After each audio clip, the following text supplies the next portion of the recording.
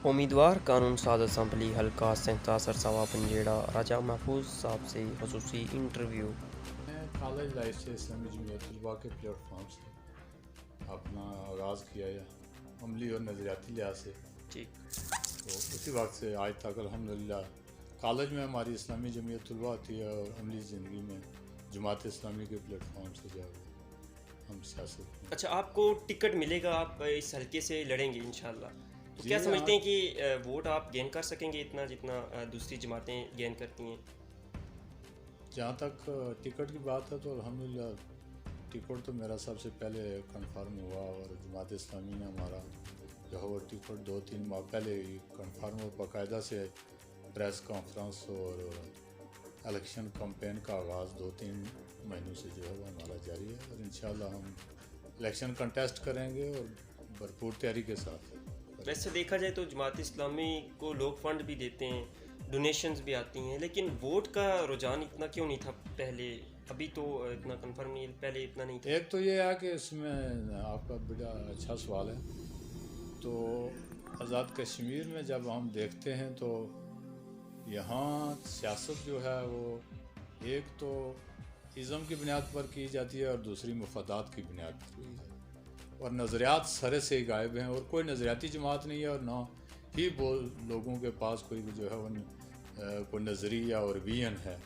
तो जमात इस्लामी एक नज़रियाती की जमात है, एक आलमगीर जमात है, एक आफाकी नज़रिया रखती है और इस नज़रिए को लोग जो है वो एक्सेप्ट तो करते हैं कि वाकई इस्लाम का निज़ाम का नफाज होना चाहिए, लेकिन अमलन जो है वो फिर जब सियासत में वोट देने का वक्त आता है तो हर कोई देखता है कि मुझे मेरे किस पार्टी के साथ सियासी जो है वो मफादात पूरे हो सकते हैं, मुझे नौकरियां मिल सकती हैं, मुझे टूटी खंबा नलका, और यहाँ इज़्म और मफादात की बुनियाद पर लोग वोट देते हैं जिसकी वजह से जमात इस्लामी को बड़ा कोई ब्रेक थ्रू नहीं कर पाती।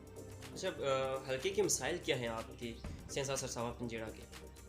इन पर अगर देखें आप जी, कुछ मसाइल तो बेपनाह हैं। एक तो बात हल्के के मसाइल की है और एक रियासत भर के मसाइल की है और रियासत भर के मसाइल और वही जो है जब उसकी थोड़ी सी पिक्चर रखूँ तो गुज़श्ता 74 सालों की ये कहानी है कि किसी भी रियासत की बुनियादी ज़िम्मेदारी होती है कि सबसे पहले वो अपने शहरियों के लिए इलाज मुआवजे की सहूलत, तालीम की सहूलत, इंफ्रास्ट्रक्चर की सूरत जो है वो रोड की सूरत में दे। ये बेसिक आ और जाती है। बेसिक ज़रूरियात हैं शहरियों की और रियासत की बेसिक ज़िम्मेदारी बनती है।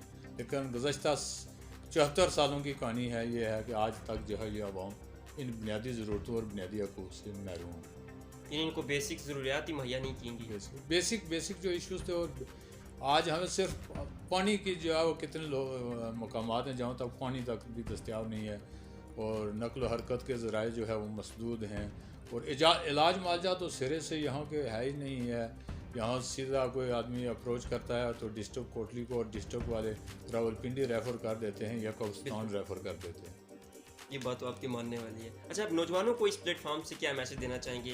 ज़ाहिर हाल ही में अब इलेक्शन भी क्लोज ही हैं, तो उस हवाले से अगर आप देखें जी, यूथ जो है वो मुल्क का सरमाया होती है और सरमाया इफ्तार होती है और इन्हीं के अंदर कुछ कर गुजरने की सलाहियत, क़ुव्वत, ताकत और इस्तेदाद हुआ करती है और अगर नौजवान बाशऊर हों, बेदार हों, मुतहर्रिक और फ़ाल हों तो मैं समझता हूँ कि नौजवान ही जो हैं वो इस माशरे और कौम के अंदर जो है वो चेंजिंग और तब्दीली ला सकते हैं और नौजवानों तक भी हम ये पैगाम चाहना चाहते हैं कि तब्दीली का वाहिद ज़रिया जो है वो यही है कि कुरान और अल्लाह मोहम्मद सल्लल्लाहु अलैहि वसल्लम, तीन जो है वो कामयाबी के जो है वो निशान हैं, अल्लाह, मोहम्मद और कुरान। इसके अलावा तब्दीली का कोई ज़रिया नहीं है। वो पाकिस्तान के अंदर PTI है, उसने भी तब्दीली का जो है वो नारा और स्लोगन दिया और आज जो उसकी परफॉर्मेंस है वो भी लोगों के सामने है। साबका तो हुकूमतें जो रही हैं, आप उनके बारे में क्या क्या रखते हैं कि वो उन्होंने ठीक हुकूमत की है या वैसे ही वक्त ही देखें जी, आज तक जहाँ तक PTI, PP, नून लीग, मुस्लिम कॉन्फ्रेंस, इन सब का एक ही तरीक़ा वारदात है और सब एक ही इनका मुश्तरका हदफ है और मुश्तरका नस्बुल-ऐन हुआ करता है कि इक़्तिदार कैसे हासिल किया जाए, इक़्तिदार को बचाया कैसे जाए, तवालत कैसे की जाए, अपने ज़ाती असासे और मफादात कैसे जो है वो हासिल किए जाएँ आवाम के हकूक़ की जंग किसी ने भी नहीं लड़ी। और मैंने जिस तरह आपके सामने कहा था कि गुज़श्ता 74 सालों की कहानी है कि आज तक किसी भी गवर्नमेंट ने जो है आवाम के बुनियादी हकूक़ के लिए जो है उस मुनज़्ज़म और मौसर तरीके से जिदोजहद नहीं की जिस तरह करनी चाहिए थी, और आवाम को वो बुनियादी हकूक़ नहीं दिए गए। और सब ने जो है वो क्या किया, हर दौर के अंदर जो है वो करप्शन रही, इस्तेसाल रहा, मेरिट की पामालियाँ रही, और इन्हीं वजह से जो है वो आवाम आज भी जो है वो बुनियादी हकूक़ से महरूम है। जो आमदा इंतखाबात होने जा रहे हैं, आप क्या समझते हैं कि कौन सी जमात जीत पाएगी? आमदा इंतखाबात में हम तो अवाम उन्नास तक यही पैगाम पहुँचाना चाहते हैं कि गुज़श्ता जितने भी इंतखाबात हुए 74 सालों के अंदर, और जितने भी पार्टियों को अवाम ने आजमाया वो सब नाकाम हुई और बुरी तरह फलाह हुई। हालिया दिनों के अंदर पाकिस्तान वफाक के अंदर PTI जो है उसकी गवर्नमेंट बनी, और फिर लोगों ने देखा कि किस तरह जो है महंगाई, गुर्बत, अफलास और कश्मीर के महाज पर जो है वो पसपाई, बैरूनी दुनिया के अंदर जो है हमारी जग हंसाई हुई है। और फिर जब हम देखते हैं कि माशी लिहाज से पाकिस्तान आज जो है वो एशिया में बदतरीन परफॉर्म कर रहा है, तो गोया PTI, PP, नून लीग सब जमातों को आजमा चुके हैं। तो मैं तो अवाम उन्नास तक ये पैगाम पहुँचाना चाहता हूँ कि एक मरतबा जमात इस्लामी को आजमाएँ। और जमात इस्लामी ने हमेशा अपनी कारकर्दगी की बुनियाद पर जो है वो इक़्तिदार नहीं भी मिला तो जमात इस्लामी तालीम के मैदान में, अल-खिदमत के मैदान में, और उसके बाद में अस्करी महाजों पर, जहाद के मैदान में जो है, और ज़िंदगी के हर शोबा के अंदर अस्पतालों की सूरत में जो है वो पाकिस्तान के अंदर भरपूर एक नेटवर्क। तो गोया जमात इस्लामी ने तो इक़्तिदार के बगैर भी आवाम की खिदमत की है। और इस मरतबा आवाम को चाहिए कि आज़ाद कश्मीर भर के अंदर जो है खुल कर जो है वो जमात इस्लामी को सपोर्ट दें, ताकि जो है जमात इस्लामी ही जो है वो बेहतरीन तरीके से परफॉर्म भी कर सकती है। इसके पास जो है वो अहल क़यादत भी है, और बावकार क़यादत और अमानतदार क़यादत भी है।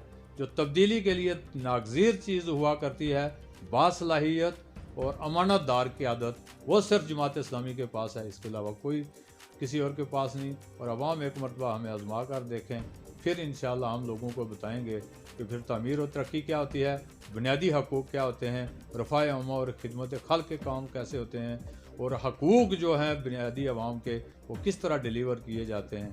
तो मैं उम्मीद करता हूँ कि आवाम जो है जमात इस्लामी को। अच्छा, मसला कश्मीर की बात की आपने, मसला कश्मीर की आप इक़्तिदार में आ जाते हैं तो मसला कश्मीर को उजागर करेंगे अमली सूरत में? ये तो देखें जी, बड़ा अच्छा आपने सवाल किया है। और गुज़श्ता क़याम पाकिस्तान के बाद आज तक जितनी भी तारीख़ है, आप जब भी देखें कि इस्लामी ही वो वाहिद जमात है जो कश्मीरियों की हकीकी पुश्तबान है। बाकी किसी भी जमात का आप आज तक ये नहीं बता सकते कि किसी ने कोई अपना जो है वो कारकुन किसी दूसरी पार्टी का उसने जामे शहादत नोश किया हो। जमात इस्लामी के हज़ारों लोग जो है अमली सूरत में भी बरसरे पैकार रहे। फिर हर महाज पर जो है जमात इस्लामी कोशां है, और बाकी किसी पार्टी का कोई जो है उसमें कंट्रीब्यूशन नहीं है। जितनी भी पार्टियां आज सब पाकिस्तान में आई, कश्मीर के साथ स्वाय जमात इस्लामी के बारे में कहते हैं कि उन्होंने मसला कश्मीर को उजागर किया। उन्होंने देखें जब खान साहब ने मसला कश्मीर को उजागर अक़वाम मुत्तहिदा जाकर बड़ी धुआंधार तकरीर की, और वापस आकर ये मुझदा सुनाया कि अगर जो है वो मोदी जीत जाता है तो मसला कश्मीर हल हो जाएगा। और फिर जब मोदी जीता तो फिर आज देखते हैं गुज़श्ता 1 साल से कश्मीरियों के साथ जो कुछ हुआ, खाली तकरीरों से जो है जंगें नहीं लड़ा जाती, हर महाज पर फिर पसपाई अख्तियार की, और कश्मीरियों को जो है वो इतनी बड़ी जो कुर्बानियाँ कश्मीरियों ने पाकिस्तान के काज के लिए दिए हैं, तो मैं समझता हूँ कि हुकूमत पाकिस्तान ने उसका अपना हक अदा नहीं किया जो करना चाहिए था। और जमात इस्लामी तो आलमी एक तहरीक